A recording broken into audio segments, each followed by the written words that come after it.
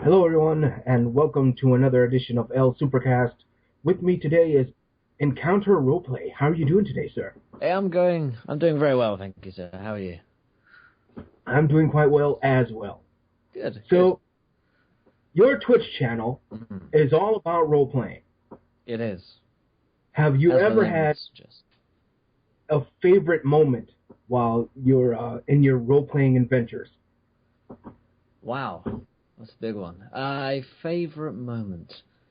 Yeah, I mean, I probably have several, but ones that spring to mind are at the end of a campaign we had a big reveal, and I was games master of that game, and the events led up to the end of this campaign. It's quite an emotional journey because characters have been playing it for probably the best part of 2 years, and favourite character, NPC, ended up dying in a pretty tragic way, and had my players actually shed tears for the game, which was, that was quite a moment for me, because as a DM, I was like, this is, getting an emotional response is exactly what I was looking to do, so I was pretty proud of that moment, so yeah. Mm-hmm. And how long have you been DMing for, or GMing? Probably since I was about 10, so I'd say roughly 9 years. Yeah. Oh, that's quite good. What was your first system of D&D that you ran? My first edition of D&D was 3.5, but I was playing Warhammer Fantasy Roleplay as a child, and that was I believe the first edition of Warhammer Fantasy Roleplay I was playing. Mm-hmm. So, throughout your twitching days, yes. What has been the well, this is gonna sound funny, but the encounter rate with the fans, like how big of an audience have you built up? Well, that's a good question, I suppose. I mean, we're currently sitting at 750 followers as we record this, which is pretty nice. We hit, it was our 6-month anniversary last stream, and we hit 750 followers, and that was a pretty big moment. It's going really well. It keeps picking up more traction. You see the same guys there every week, and you see new people joining, every session. So there's not a session gone by where we haven't had at least 5 or 10 new people joining the adventure. So I mean, I'm very happy with how it's going. I know that Cord from Encounter Roleplay is also very happy with how it's going. So, we just intend to keep on doing our thing and having a good time as we do it. Oh, that's good. That's a very good outlook for role playing. Yes, yeah. All right, so now going from the good to the maybe good, but with a wacky consequence. Okay. Has there ever been a hilarious botch throughout your role-playing? Like, did someone epic fail in the right way to make it just, oh, what the hell? Oh, too many times to count. Let me see. I tend to go with the a kind of games mastering style where if you roll in that one, hilarious things always happen. So,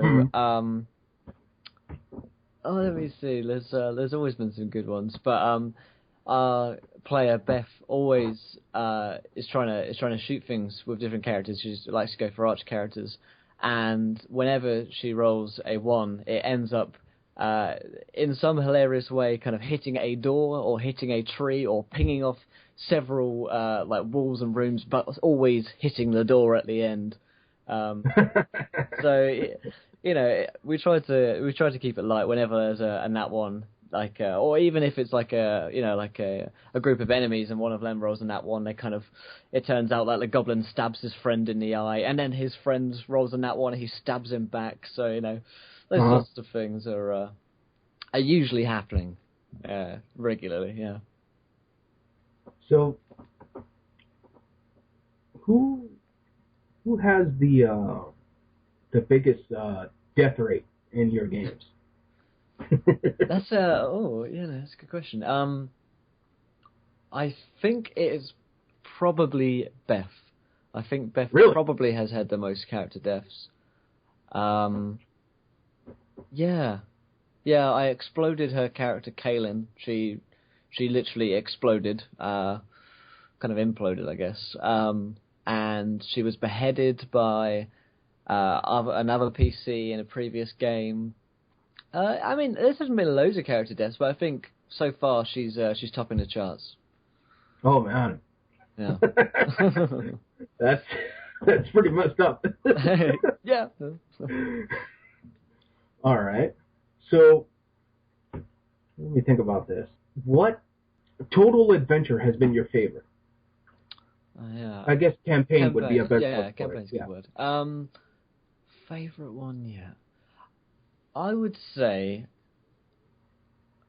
from a player's perspective, I played in Chord's Stars of Outnumber campaign, which was futuristic, and I got to play a rather brutish character called Grog, who always talks like this all of the time, and that was probably my favourite from a player perspective because it was crazy, wacky, fun, and I got to play this kind of off-the-wall character. From a James perspective, the Broken Kingdom campaign was a lot of fun to run, a lot of fun to play demons inside people's heads, and just mess around with the players' emotions. That's always good. Nice. Yeah. All right. What advice would you give to those who are planning on becoming game masters? Well, that's a big question. I mean, for people who are very new to D&D and don't necessarily know what like a good game might look like or what they might be supposed to do, I'd say come over to twitch.tv/encounter roleplay and see how we play our games. But as far as basic advice goes, preparation is a huge one. Make sure that I'd roughly say if you're going to play a 3-hour session, try planning for 3 hours about what's going to happen. As just a rule of thumb, preparation. Make sure that your players know what kind of game they're going into. And talk to your players about what kind of game you want to run and what kind of game they want to be playing in. Because if they want to be in a really heavy hack and slash kind of game, but you want to be doing exposition, story, and character development, you need to find a balance between the two. So if they're expecting that, and then they come into your game where it's 2 or 3 hours of character development and story, they're going to be having a bad time. So. As a GM, you want to be making sure that you have fun and your players have fun. So setting expectations is really big. But like I say, it's such a huge topic, games mastering. I mean, there's blogs and entire series dedicated to that sort of question. But I mean, yeah, I guess I'd say preparation, set your expectations, and make sure that you're having fun. Because if you're not, there's no point playing. I think fun is definitely the key aspect here, because not only is it entertaining, but you also have a good laugh. Exactly. Every once in a while. Yeah. You can't take it too seriously. Even if you're going into a serious game, you need some, light-hearted relief, I think. Mm-hmm. All right. Besides Dungeons and Dragons, do you have a favorite system? Oh, there's a lot of systems. I mean, Pathfinder's a good system, but recently, Numenera has taken my heart.